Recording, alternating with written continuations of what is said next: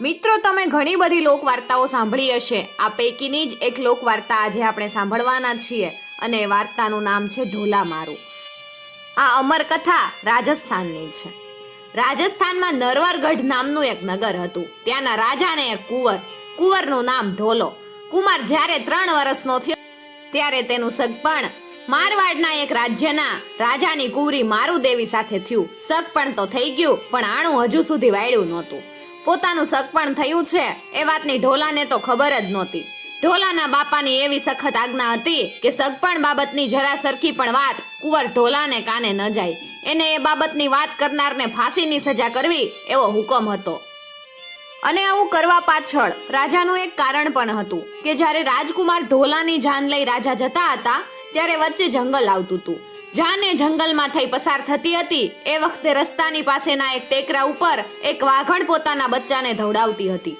વાઘને જોઈ રાજાએ તીર છોડ્યું. વાઘણને બદલે બચ્ચું વિંધાયું અને થોડી વાર તરફડી મરણ પામ્યું. પોતાના વાલા બચ્ચાને મરેલું જોઈ વાઘણ કલ્પાત કરવા લાગી અને એણે દુખી અવાજે રાજાને કહ્યું, રાજા, આજે તો હું તને જીવતો જવા દઉં છું, પણ જ્યારે તું તારા કુમારનું આણું કરવા જઈશ એ વખતે હું તારા કુમારનો જાન લઈશ અને એ રીતે મારું વેર વાળીશ. આ બીકને લીધે કુંવર ઉંમરલાયક થયો, એમ છતાં પણ રાજા આણું કરવા જાય નહીં. મારુના બાપે આણા માટે ઢોલાના બાપને ઘણાય સંદેશા મોકલ્યા, પણ ઢોલાનો બાપ કાંઈ જવાબ આપે નહીં. આ બાજુ મારું પણ ઉંમરલાયક થઈ એટલે લાચારીથી એના બાપે એના વિવાહ બીજે કરવાનું નક્કી કર્યું. વિવાહની તૈયારીઓ થવા લાગી. રાજમહેલને તો શણગારવામાં આવ્યો. આનંદની શણાઈઓ વાગવા લાગી. શહેરના મોટા ભાગના આનંદ મનાવવા લાગ્યા. સૌને મન આનંદ હતો, ફક્ત આનંદ નહોતો એકલી મારું દેવીને. એ તો છાનું એકલી ચોધા રાસુએ રડતી. એમ કરતા લગ્નનો દિવસ નજીક આવવા માંડ્યા. એક દિવસ મારું ઝરૂખે બેઠી હતી. એટલામાં એની નજર એક મેવાડી આદમી ઉપર પડી. એને કંઈક આશા બંધાણી. એણે પેલા માણસને બોલાવ્યો અને માન આપી બેસાડ્યો. પછી કહ્યું, બાબા, ક્યાંથી આવો છો? બા સાહેબ, નરવરગઢથી આવું છું, વેપારીએ નમ્રતાથી જવાબ દીધો. બાબા, ત્યારે મારું એક કામ કરી દેશો? પરંતુ હું તમને કહું એ વાત છાની રાખજો. કોઈને નહીં કહું, ખુશીથી કયો રાજકુમારી, એવું તે શું અગત્યનું કામ છે? બાબા, આટલી મારી ચિઠ્ઠી તમારા રાજકુમાર ઢોલાને જરૂરથી પહોંચાડજો એવી મારી વિનંતી છે. લાવો રાજકુમારી, એટલું કહી પત્ર લઈ વેપારી ચાલતો થયો.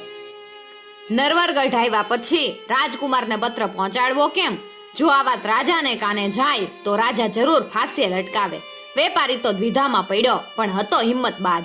એણે ગુપ્ત રીતે એ પત્ર ઢોલાને પહોંચાડ્યો. પત્ર વાંચતા જ ઢોલો વિચારમાં પડી ગયો. બધી પરિસ્થિતિની જાણ થતા જ એણે એ વખતે જ પ્રતિજ્ઞા કરી કે ગમે એમ કરી હું આણું કરવા તો જઈશ જ. ઢોલાએ પિતા પાસે જઈ મારવાડ જવાની અને પોતાની પ્રતિજ્ઞાની વાત કરી. રાજા સમજી ગયા કે હું ઘણીએ ના કહીશ, છતાં ઢોલા ગયા સિવાય રહેશે નહીં. એણે કચવાતે મને રજા આપી. પિતાને નમન કરી પોતાના હંમેશના સાથી કાળા ઊંટ ઉપર સવાર થઈ ઢોલો મારવાડને રસ્તે રવાના થયો. સાથે કોઈ નોકર ચાકર પણ લીધા નથી. કાળું ઊંટ ઢોલાના સસરા તરફથી દાયજામાં મળેલું હતું. ઢોલાને પોતાના સસરાનું ગામ કઈ દિશામાં આવેલું એનું ભાન નહોતું, પણ કાળું ઊંટ તો એ બાજુની તસુ જમીનનું ભોમ્યું હતું. એ તો તે જ ઝડપથી હાલવા લાગ્યું જાણે હવામાં પક્ષી ન ઉડતું હોય. રસ્તામાં ઢોલાને એક જાદુગણીનો ભેટો થયો. ઢોલાનું રૂપ જોઈ એની સાથે પરણવાનો એણે વિચાર કર્યો. એણે રાજકુમારને રોકવા જાળ રચી. પોતાની જાદુઈ શક્તિથી એણે ઢોલાને મોહ પમાડવા માટે જાતની ને ભાતની કિંમતી ભેટો રજૂ કરી. હીરા મોતીના ઢગલા કર્યા, પરંતુ કાળું ઊંટ તો જાણે આ જાદુગરણીની ચાલાકી સમજી ગયું હોય એમ જાણે કંઈક દેખતું જ ન હોય એમ ઝડપથી ચાલ્યું જ જાય. પોતાનું કાંઈ ચાલ્યું નહીં એથી એ નિરાશ થઈને પાછી વળી. કાળું ઊંટ તો ઢોલાને સહી સલામત લઈ આગળ ને આગળ વધવા લાગ્યું. એમ દડમજલ કરતા ઢોલો કાળા ઊંટ સાથે પોતાના સસરાના ગામ પહોંચ્યો. કાળા ઊંટને જોતા જ લોકોએ રાજકુમાર ઢોલાને ઓળખી લીધો. ઢોલાને આવેલો જોતા જ સૌને આનંદ થયો. રાજકુમારીના વિવાહની તૈયારીઓ બંધ પડી. રાજકુમારી મારું જે મહેલમાં ઢોલાને ઉતારો આપ્યો હતો ત્યાં ગઈ. ઢોલો પણ મારુને જોઈ રાજી થયો. ઢોલાએ પોતાના રાજ્યમાં જવાની ઉતાવળ કરવા માંડી. મારુના બાપે એને થોડા દિવસ રોકાવા આગ્રહ કર્યો, પણ ઢોલો માન્યો નહીં. એટલે રાજાએ દુખી દિલે વિદાય આપી. મારુના બાપે ખૂબ પેરાવણી આપી. મારુની હાથે એની સખીઓ પણ જવા તૈયાર થઈ. મારુએ સૌને સમજાવી, પણ બે ચાર તો નો જ માની તે નો જ માની. એમણે સાથે આવવાની હઠ લીધી અને મારુએ પછી એમને સાથે લીધી. સૌએ મારુને ભાવભીની વિદાય આપી. કાળા ઊંટ ઉપર ઢોલો ને મારુ બેઠા. બીજા ઊંટો ઉપર મારુની સખીઓ ને દાસીઓ હતા. બધા નરવરગઢ તરફ ચાલ્યા. એમ બધોય કાફલો ચાલ્યો જાય છે. અઘોર જંગલ આવ્યું અને જે સ્થળે ઢોલાના પિતાએ વાઘણના બચ્ચાને માર્યું હતું તે સ્થળ નજીક આવ્યું. રાણી મારુદેવીને તરસ લાગી. સાથેનો પાણીનો જથ્થો ખલાસ થઈ ગયો હતો. આ રણ પ્રદેશમાં પાણી ક્યાંથી લાવવું? કાફલામાં ઢોલા સિવાય બીજો કોઈ પણ પુરુષ નહોતો. ઢોલાને માથે ધર્મ સંકટ આવ્યું. બધાને સાવધ રહેવાનું કહી ઢોલો જીવ કઠણ કરી પાણીની શોધમાં નીકળ્યો. બળબળતા બપોર હતા. રેતીના મોટા વંટોળિયા ઉડતા હતા. ગરમ લૂંટ વરસી રહી હતી અને આ સૌ સંકટોને વટાવતો ઢોલ્યો પાણીની શોધમાં આગળ ને આગળ વધતો જાય છે. એટલામાં તેણે વાઘણની ગર્જના સાંભળી.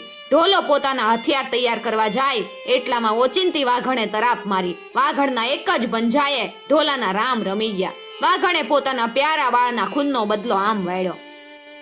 જેની તહેનાતમાં સેવકો ખડે પગે તૈયાર હોય એવો ઢોલો આજ આ રણ પ્રદેશમાં એકલો અટુલો મરેલો પડ્યો છે. એની સાર સંભાળ લેનાર પણ કોઈ નથી. ઢોલાને ગયે ઘણો સમય વીતી ગયો હોવા છતાં પાણી લઈને તે આવ્યો નહીં, જેથી મારુ અને તેની સખીઓ ચિંતા કરવા લાગી અને એ બધા ઢોલો જે તરફ ગયા હતા એ દિશામાં જવા લાગ્યા. થોડે દૂર જતા જ તેમને લોહી લુહાણ હાલતમાં મરેલો ઢોલો દેખાયો. આ બધું જોતા જ મારુ મૂર્છા ખાઈ જમીન પર ઢળી પડી અને એની સખીઓ રડવા લાગી. એવામાં ખડ ખડ હસતી પેલી જાદુગણી આવી. એને ખબર નહોતી કે ઢોલાની રાણી આવી રૂપમાં હશે. સખીઓના ઉપચારથી મારું ભાનમાં આવી. જાદુગણી એની પાસે જઈને કહેવા લાગી, રાજકુમારી, જો તું મને ઢોલાની સાથે પરણાવવાનું વચન આપે તો હું એને મારી જાદુઈ શક્તિથી જીવતો કરું. રાજા જીવતો રહેશે. જાદુગણીના શબ્દો સાંભળી મારું અંતરથી હરખાય. એણે વિચાર્યું, તો હું સૌભાગ્યવતી ગણાઈશ. મારો ચૂડો અખંડ રહેશે.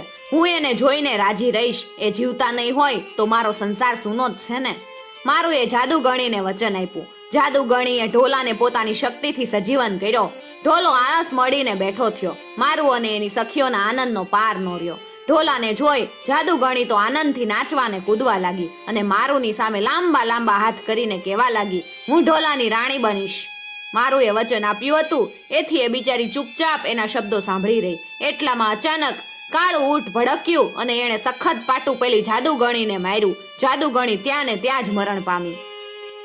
જાદુગણીના ઓચિંતા મરણથી આફત દૂર થઈ ગઈ. એને મરેલી અને ઢોલાને સાજો સમો જોઈ સૌના હૈયા આનંદથી નાચી ઉઠ્યા. રાજકુમાર ઢોલો, રાણી મારુ અને એની સખીઓ એ બધો રસાલો નરવરગઢ આનંદથી પહોંચી ગયો. ઢોલાને અને મારુને જોઈ રાજાનો હરખ માતો જ નહોતો. એણે સારું મુહૂર્ત જોવડાવ્યું અને ઢોલાને ગાદીએ બેસાડ્યો.